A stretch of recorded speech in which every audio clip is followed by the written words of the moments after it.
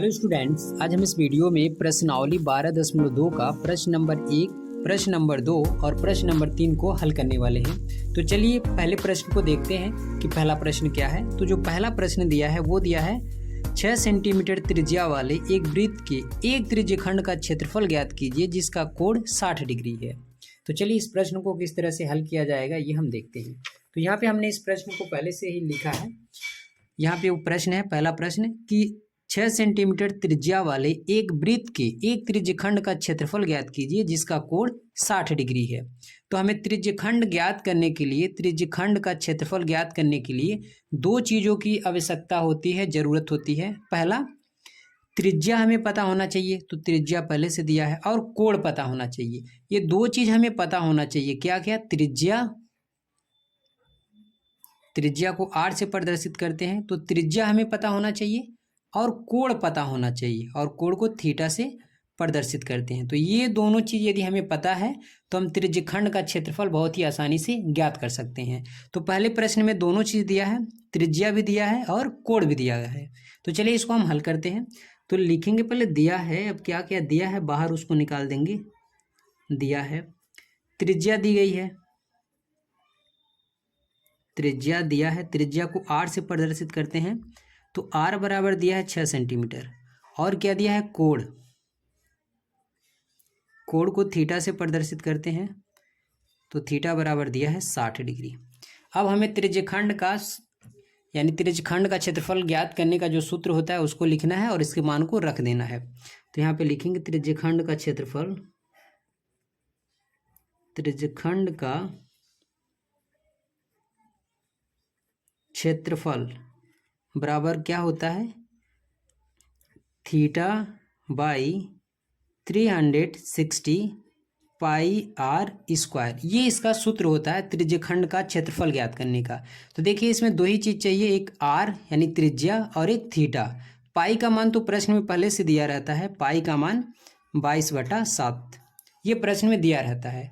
अब हमें क्या करना है, पूरा का पूरा जो जैसे इसका मान दिया है हमें रख देना है। थीटा के जगह 60 डिग्री, तो यहाँ रख देंगे 60 डिग्री बटे में 360, पाई का मान 22/7, आर का मान कितना है? आर का मान है 6, और यहाँ पे आर का वर्ग है तो 6 का भी हम वर्ग कर देंगे, तो इसको दो बार लिख सकते हैं, 6 गुणे 6। अब ये 60 से ये 360 कट जाएगा, कितनी बार में कटेगा? तो 6 बार में कटेगा, ये हो जाएगा 60, सॉरी ये 6 बार में जाएगा। अब ये 6 से ये 6 कट गया, अब बचा क्या? ऊपर बचा 22 गुणे में 6 और नीचे क्या है? 7। अब ऊपर ऊपर गुणा कर लेंगे, 6 दूना 12 का 2, 6 दूना 12 और 1 13, तो ये आ गया 332/7 सेंटीमीटर स्क्वायर। तो ये इसका क्षेत्रफल है। अब यदि हम फिगर बनाते तो फिगर कुछ इस तरह से बनता। यह है वृत्त और वृत्त का ये है केंद्र। केंद्र से त्रिज्या लेना है कितना? 6 सेंटीमीटर। तो हमें क्या करना है, 6 सेंटीमीटर इधर और 6 सेंटीमीटर इधर। यहाँ लिख देना 6 सेंटीमीटर और यहाँ भी 6 सेंटीमीटर, और इनके बीच का जो कोण है वो कितना है? 60 डिग्री। तो यहाँ हमें दिखा देना 60। अब यही वो त्रिज्याखंड है इतना जिसका हमने क्षेत्रफल ज्ञात किया है। तो इस तरह से पहले प्रश्न का जो आंसर हो जाएगा त्रिज्याखंड का क्षेत्रफल वो हो जाएगा 132/7। इसी तरह जो दूसरा प्रश्न है उसको देखिए। दूसरा प्रश्न जो दिया गया है यहाँ पर, जो प्रश्न नंबर 2 है, लिखा है कि एक वृत्त के चतुर्थांश का क्षेत्रफल ज्ञात कीजिए जिसकी परिधि 22 सेंटीमीटर है। तो यहाँ पे ये प्रश्न हमने लिखा है कि एक वृत्त के चतुर्थांश का क्षेत्रफल ज्ञात कीजिए जिसकी परिधि 22 सेंटीमीटर है। यहाँ पे ना तो कोण दिया गया है और ना तो त्रिज्या दी गई है, ये दोनों नहीं दिया है। लेकिन त्रिज्या निकालने के लिए वृत्त का परिधि दिया गया है और कोण पता करने के लिए चतुर्थांश लिखा है। चतुर्थांश मीन्स होता है वृत्त का चौथा हिस्सा। तो पहले हम क्या करेंगे, इस कोण को समझेंगे। जैसे ये है एक वृत्त, और इस वृत्त का जो इसको 4 भागों में यदि हम बांट दें तो प्रत्येक भाग को बोलेंगे चतुर्थांश। ये भी चतुर्थांश है, ये भी, ये भी, ये भी। तो यदि चतुर्थांश की बात करेगा तो ये कोण बनेगा 90 डिग्री का। कितने का बनेगा? 90 डिग्री का, तो हम थीटा का मान सीधे लिख सकते हैं 90 डिग्री यदि चतुर्थांश लिखा है तो। या हम क्या कर सकते हैं, जो सूत्र होता है ये त्रिज्याखंड का क्षेत्रफल ज्ञात करने का, यहाँ पे हम क्या कर सकते हैं, इस पूरे के जगह जो लिखा है थीटा बट्टा 360, इस पूरे के जगह 1/4 लिख सकते हैं, क्योंकि यदि हम थीटा के जगह 90 रख दें तो 9 चौक 36, ये पूरा 4 बार में कट जाएगा तो 1/4 आ जाएगा। तो या तो हम थीटा का मान 90 डिग्री रख सकते हैं, या तो ये पूरा का पूरा हटाकर 1/4 लिख सकते हैं। तो ये कोण ज्ञात करने के लिए चतुर्थांश दिया है। अब हम क्या करेंगे, जो प्रश्न में दिया है ये परिध, इसके थ्रू पहले हम आर निकालेंगे। तो चलिए इसको हम हल करते हैं। तो पहले क्या क्या दिया है, चतुर्थांश दिया है, चतुर्थांश। तो चतुर्थांश मतलब थीटा का वैल्यू कितना, 90 डिग्री, या इसके जगह 90 डिग्री ना लिखकर इस पूरे के जगह 1/4 लिख सकते हैं। और क्या दिया है, परिध दिया है, परिध। परिध कितना दिया है, 22 सेंटीमीटर। तो कोण तो हमें मिल गया, लेकिन त्रिज्या नहीं मिली है। तो हम क्या करेंगे, इस परिध का प्रयोग करके हम त्रिज्या निकाल लेंगे। तो लिखेंगे वृत्त की परिध, वृत्त की परिध बराबर क्या होता है, 2πr, ये होता है सूत्र। अब हम क्या करेंगे, परिध के जगह वृत्त का परिध कितना दिया है, 22, तो इसके जगह हम रख देंगे 22, इधर दिया है 2πr।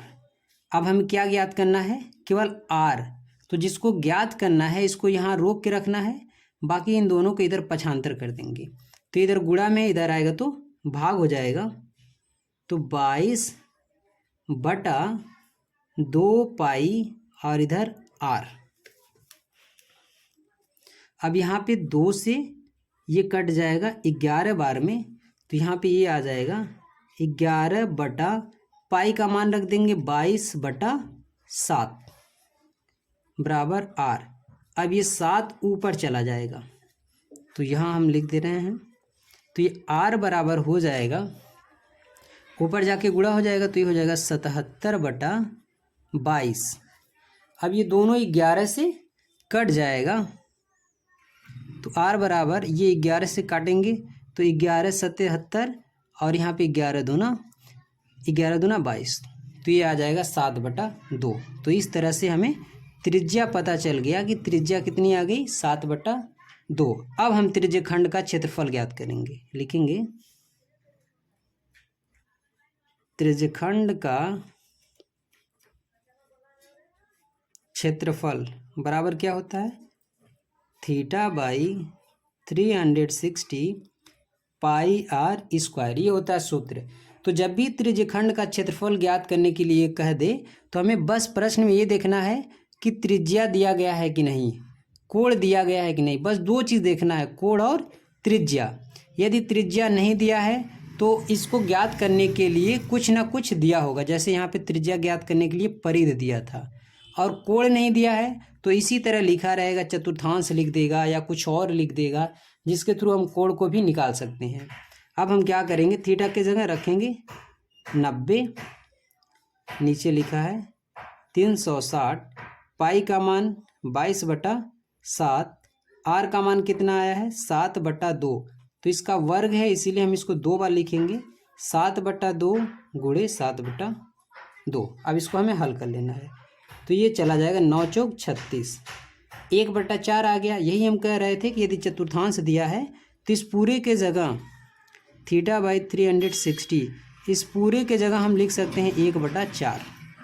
तो यहाँ आगे 1/4, 7 से 1 7 कट गया, 2 से ये कट गया 11 बार में। अब ऊपर क्या बचा, ऊपर बचा 11 गुणे 7 और नीचे क्या बचा 4 गुणे 2। अब इनका आपस में गुणा कर लेंगे